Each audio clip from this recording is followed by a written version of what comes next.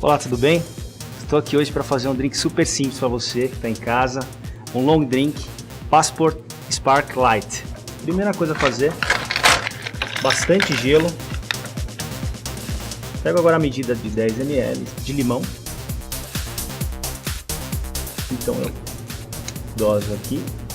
O segundo passo é o xarope de melancia, que eu vou precisar de 20 ml.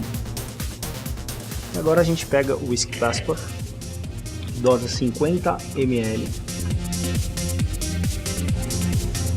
E para finalizar, a gente coloca 50 ml de água aromatizada de maçã e mais 50 ml, totalizando 100 ml de água de maçã. A gente vai decorar com uma casca de limão siciliano,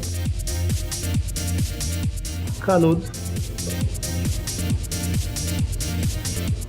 saúde.